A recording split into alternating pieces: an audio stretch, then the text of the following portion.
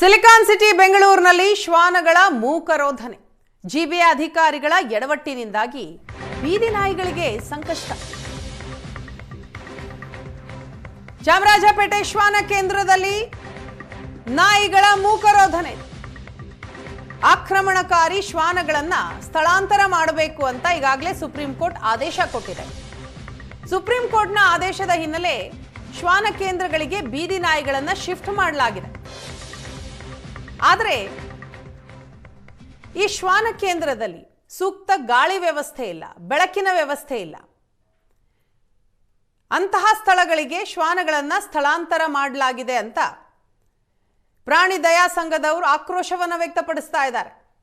ಸೆರೆ ಹಿಡಿಯುವ ವೇಳೆ ಶ್ವಾನಗಳಿಗೆ ಗಾಯ ಆದರೂ ಅವಕ್ಕೆ ಚಿಕಿತ್ಸೆ ಕೊಡಲಾಗ್ತಾ ಇಲ್ಲ.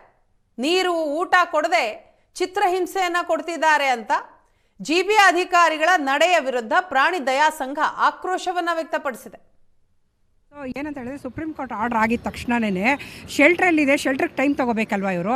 ಶೆಲ್ಟರ್ ಇಲ್ದನೇ ಇವ್ರನ್ನ ನಾಯಿಗಳನ್ನೆಲ್ಲ ಹಿಡ್ಕೊಂಡೋಗಿ ತೊಗೊಂಡೋಗ್ಬಿಟ್ಟು ಎಲ್ಲೋ ಒಂದು ಕಡೆ ವ್ಯವಸ್ಥೆ ಇಲ್ಲದೆ ಇರೋಂಥ ಜಾಗದಲ್ಲಿ ಹಾಕಿದ್ರೆ ಅವಕ್ಕೆ ನೋಡಿ ಊಟ ಇಲ್ಲ, ಆಹಾರ ಇಲ್ಲ, ಒಂದು ವೆಂಟಿಲೇಷನ್ ಇಲ್ಲ, ಏನೂ ಇಲ್ಲ. ಅಹೋರಾತ್ರಿ ಕಿರ್ಚಾಡ್ತಾ ಈ ಥರ ಅಮಾನುಷ್ಯ ಕೃತ್ಯ ಮಾಡೋದ್ರ ಬದಲು ಅವನ್ನೆಲ್ಲ ಏನು ಮಾಡಬೇಕು ಅಂತ ತೀರ್ಮಾನ ಮಾಡಿದ್ದಾರೆ. ಯಾರಿಗೂ ಗೊತ್ತಿಲ್ದಂಗೆ ಸಾಯಿಸ್ಬಿಡ್ಬೇಕು ಅಂತ ತೀರ್ಮಾನ ಮಾಡಿದ್ದಾರೆ.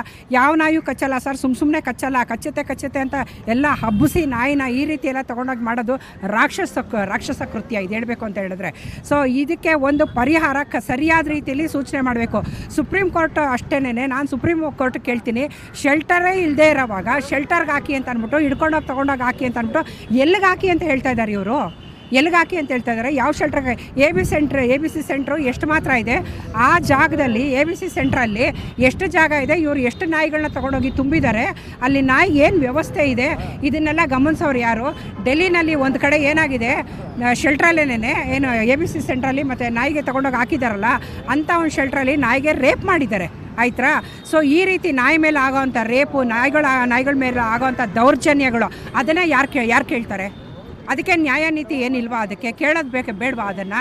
ಸೊ ಇಂಥದಕ್ಕೋಸ್ಕರ ನಿಜವಾಗ್ಲೂ ಸುಪ್ರೀಂ ಕೋರ್ಟ್ ಆದೇಶ ಹಿನ್ನೆಲೆಯಲ್ಲಿ ಸಾರ್ವಜನಿಕ ಸ್ಥಳಗಳು, ಆಟದ ಮೈದಾನ, ಶಾಲಾ ಆವರಣ ಮತ್ತು ಬಸ್ ನಿಲ್ದಾಣಗಳಲ್ಲಿ ಸಾರ್ವಜನಿಕವಾಗಿ ಕಾಣಿಸಿಕೊಳ್ಳುವಂತಹ ಬೀದಿ ನಾಯಿಗಳನ್ನು ಒಂದು ಕಡೆ ಶೆಲ್ಟರನ್ನು ಮಾಡಿ ಅಲ್ಲಿ ಬಿಡಬೇಕು ಅನ್ನುವಂಥ ಒಂದು ಆದೇಶವನ್ನು ಸುಪ್ರೀಂ ಕೋರ್ಟ್ ಕೊಡಲಾಗಿತ್ತು. ಆದರೆ ಈ ಆದೇಶವನ್ನು ಈಗಾಗಲೇ ಮಹಾನಗರ ಪಾಲಿಕೆಗಳಲ್ಲಿ ಪಾಲಿಸಲಾಗ್ತಾ ಇದೆ. ಈಗ ನಾವಿವಾಗ ಚಾಮರಾಜಪೇಟೆಯ ಒಂದು ಶೆಲ್ಟರ್ ಏನು ಮಹಾನಗರ ಪಾಲಿಕೆಯಿಂದ ಮಾಡಿರುವಂಥ ಒಂದು ಶೆಲ್ಟರ್ ಏನಿದೆ, ಈ ಶೆಲ್ಟರ್ನಲ್ಲಿ ಬೀದಿ ನಾಯಿಗಳನ್ನು ತಂದು ಕೂಡಿ ಹಾಕಲಾಗ್ತಾ ಇದೆ ಅನ್ನುವಂಥ ಒಂದು ಆರೋಪವನ್ನು ಈಗಾಗಲೇ ಪ್ರಾಣಿ ದಯಾ ಸಂಘದವರು ಮಾಡ್ತಾ ಇರುವಂಥದ್ದು. ಈಗ ನೀವು ನೋಡ್ತಾ ಇದ್ದೀರಿ ಯಾವ ರೀತಿ ಇದೆ ಅನ್ನುವಂಥದ್ದು. ಈ ಒಂದು ಗಾಡಿಗಳಲ್ಲಿ ಎಲ್ಲೆಲ್ಲಿ ಅಂದರೆ ಸಾರ್ವಜನಿಕವಾಗಿ ಬಸ್ ನಿಲ್ದಾಣ ಆಗಿರ್ಬೋದು, ಶಾಲಾ ಆವರಣ ಆಗಿರ್ಬೋದು, ಪಬ್ಲಿಕ್ ಪ್ಲೇಸ್ಗಳಲ್ಲಿ ಕಾಣಿಸಿಕೊಳ್ಳುವಂತಹ ಬೀದಿ ನಾಯಿಗಳನ್ನು ಹಿಡಿದು ಈ ಒಂದು ನಾಯಿಗಳ ಒಂದು ಆಶ್ರಯ ತಾಣಕ್ಕೆ ತಂದು ಬಿಡಲಾಗ್ತಾ ಇದೆ ಅನ್ನುವಂಥ ಒಂದು ಮಾತನ್ನು ಹೇಳ್ತಾ ಇರುವಂಥದ್ದು. ಅಂದರೆ ಇಲ್ಲಿ ಸರಿಯಾದ ಗಾಳಿ ಬೆಳಕಿಲ್ಲ, ಜೊತೆಗೆ ಅವುಗಳು ನಾಯಿಗಳು ಯಾವ ರೀತಿ ಇರಬೇಕು ಅನ್ನುವಂಥ ಒಂದು ಆಕ್ರೋಶವನ್ನು ಪ್ರಾಣಿ ದಯಾ ಸಂಘದವರು ಮಾಡ್ತಾ ಇರುವಂಥದ್ದು. ಯಾಕೆಂತಂದರೆ ಸರಿಯಾದ ವ್ಯವಸ್ಥೆಯನ್ನೇ ಮಾಡದಂಥ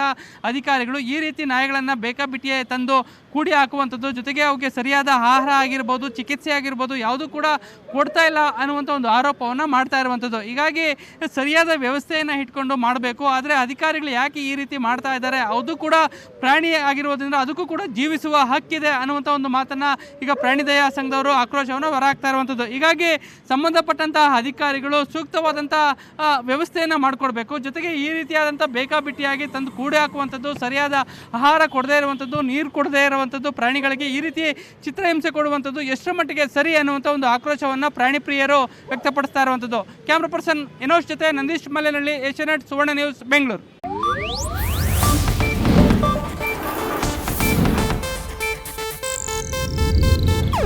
ಇದು ಏಷ್ಯಾನೆಟ್ ನ್ಯೂಸ್ ನೆಟ್ವರ್ಕ್ ಪ್ರಸ್ತುತಿ.